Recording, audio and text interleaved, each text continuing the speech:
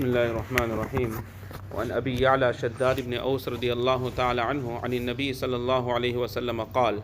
Abu Ya'la Shaddad bin Aus radiallahu ta'ala anhu narrates from Rasulullah sallallahu alayhi wasallam that Nabi sallallahu alayhi wasallam is reported to have said, Al-Qayyisu man dana nafsahu wa amila lima ba'd al-maut, that an intelligent person is that person that subjugates himself, that suppresses his nafs, and he prepares for that which is after that. Meaning whatever the nafs desires of that person, he does not follow that nafs, but he suppresses that nafs. The mashayikh say that there are two steps to Allah tabaraka wa ta'ala.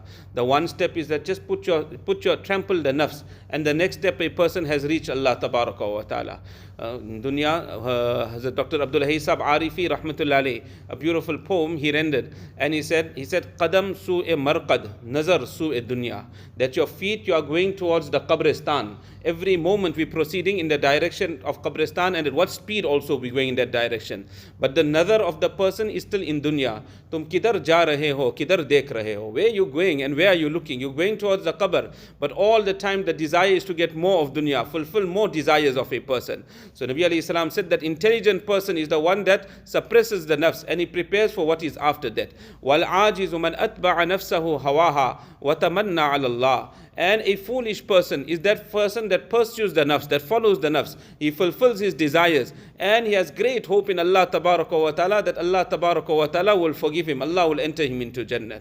In the next hadith, an Abi Hurairah radiyallahu anhu qala Rasulullah sallallahu alayhi wasallam, Hazrat Abu Hurairah radiyallahu ta'ala anhu narrates that Rasulullah sallallahu alayhi wasallam is reported to have said, min husni islamil mar'i tarkuhu ma la ya'ni, that from the beauty of the Islam of a person is that he leaves out those things that are futile, something that does not concern him, that it is not his problem, not his business. He doesn't get involved in such thing. This is from the beauty of the Islam of a person.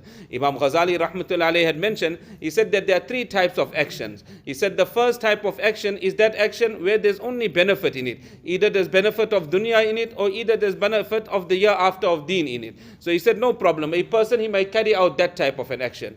And then he said the second type of an action is that action where there's no benefit of deen, or where there is no benefit of dunya. So he said the second type of action, a person must totally abstain, refrain from this type of action. And the third type of action is that action where there's no benefit in deen, or there's no benefit in dunya. So he said that type of an action, it falls in the category of the second. Totally stay away from it. The fuqaha have written, for example, a kite. There's no problem in selling a kite. What's the problem? It's just a piece of material, just a string that is in it. But the fuqaha, the jurists have written, is makruh to sell a kite. Why they say it's makruh to sell a kite? Because what benefit you're going to get in flying that kite? Just entertainment. It's a futile activity. So to sell a kite is regarded as makruh by the fuqaha. From this we can understand that futile action in our deen, how it is detested by Allah tabaraka wa ta'ala. In the next hadith, وعن عمر رضي الله عنه عن النبي صلى الله عليه وسلم قال, Hazrat Umar رضي الله تعالى narrates from Rasulullah صلى الله عليه وسلم that Nabi alayhi salam mentioned, لا يسأل الرجل فيما ضرب امرأته, that a person will not be asked for what he has hit his wife. So this hadith, many people, they misinterpret this hadith, and many people, perhaps they will abuse their wives because of this hadith of Nabi alayhi salam, that a person will not be asked in regards to why he has hit his wife. So in certain conditions, Shariat has given permission, but even then Shariat says that it is best that a person never in his life, he lifts up his hand on his wife. Quran, Allah Ta'ala says, وَالَّتِي تَخَافُونَ نُشُوزَهُنْ, those women, you fear disobedience from them. Then there are three steps that a person has to follow. The first step, فَعِذُوهُنْ, give them advice, give them nasiyat, that whatever wrong you involve in, that stop that wrong.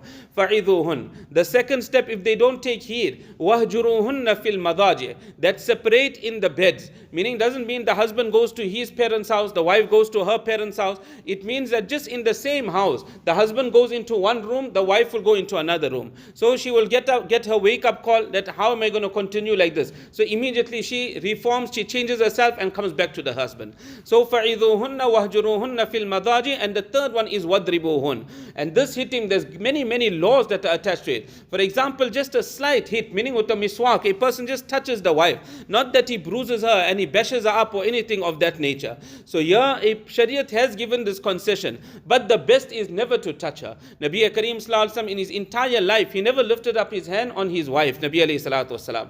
In fact, Nabi alayhi salatu wasalam mentioned that the women are such yaghlibna kareeman, that they overpower a honorable man. That a person that's an honorable person, they get the upper hand over that man. وَيَغْلِبُهُنَّ لَئِيمٌ. But a man that is a base person, a person that got no respect in society, he overpowers a woman. And then Nabi Sallallahu Alaihi Wasallam said, أُحِبُّ أَنْ أَكُونَ مَغْلُوبًا كَرِيمًا. I rather be a person that is overpowered by the wife. She rather get the upper hand over me.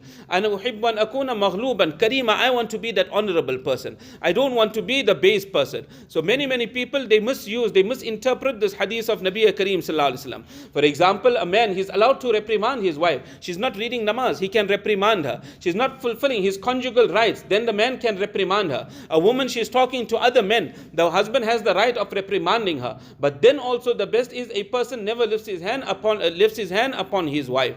This hadith, where has it been brought? It has been brought under the section that Allah Tabaraka wa Ta'ala the bab of muraqabah, where Allah Ta'ala is watching every action of ours. So although you have been given this permission, this concession to reprimand your wife, remember that Allah Ta'ala is watching you. On the occasion of nikah, when we read the verses that are recited in the khutbah of nikah, all the verses that are recited got nothing to do with nikah whatsoever. What have they got to do with? Everyone just talks about taqwa, all the time taqwa. Why? When there are other verses in the Quran Sharif pertaining to nikah, why is it that Nabi alayhi Islam recited the verses of taqwa? That remember, this wife that you have got, this is an amanat from the side of Allah Tabaraka wa Ta'ala. You cannot use her how you want to use her. And if there's a problem in your house, then no police force and no army can come into your home and solve this problem. Out on the streets, yes, they can solve the problem, but in your home, they cannot solve the problem. What happened in the privacy of your home? But have taqwa, fear Allah Tabaraka wa Ta'ala, that in regards to this wife of yours, tomorrow you are answerable in the court of Allah Tabaraka wa Ta'ala. Allah Ta'ala give us all the understanding, inshallah.